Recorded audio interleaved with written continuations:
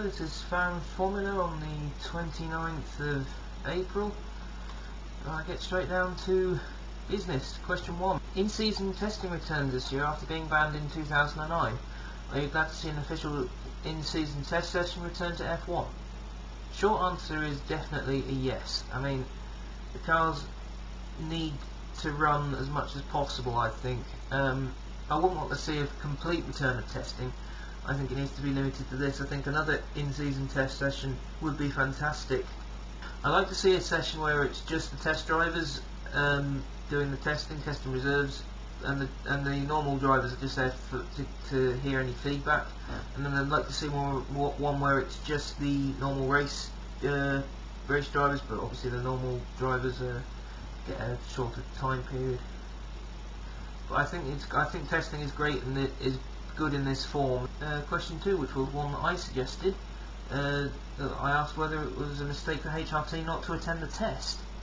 It's a tough one because I was talking to, you might know him on Twitter, he's at Road Race Pass. I was talking to him on Facebook about this. HRT are damned if they do and they're damned if they don't.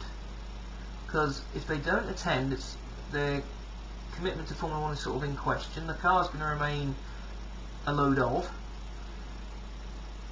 But at the same time, I understand why they need to get their base sorted. They need to make sure everything's functioning there so they can produce more parts for the cars and maybe even improve the car. But I don't know why they sort of can't split their efforts. That's the thing. I don't know why they can't just say, well, I think Narain needs more time in the car because in every session he's about, from what I remember, he's about a second slower than Pedro. So it is a bit of a mistake, but I understand why they're not going. Question 3, do you think having the test after only 4 races makes the test slightly less effective than it could be if it were later along in the calendar?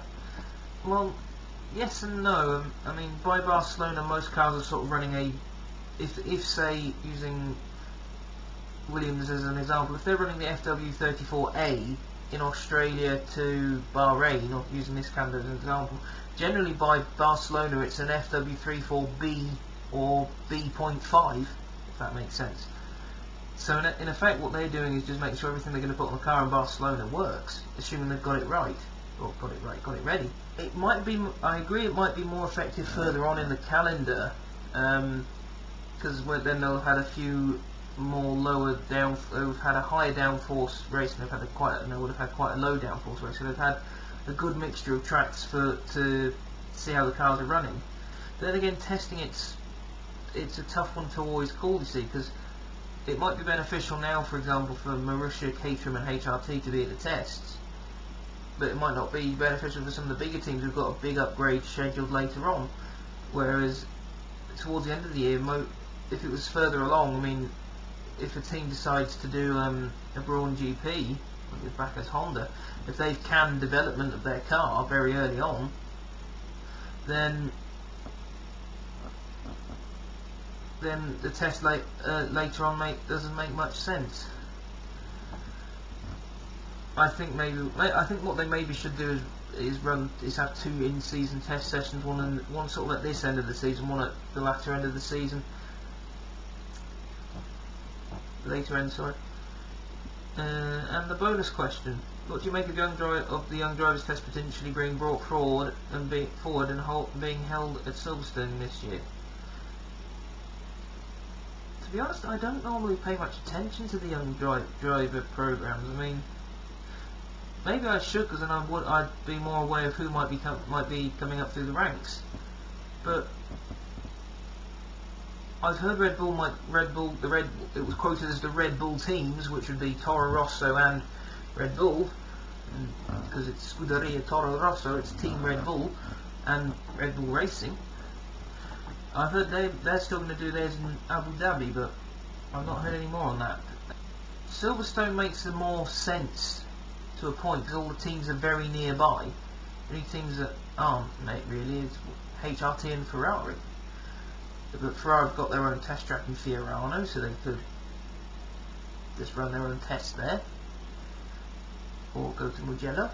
And HRT, obviously in Spain, unless they can borrow the circuit of Catalunya, I don't know.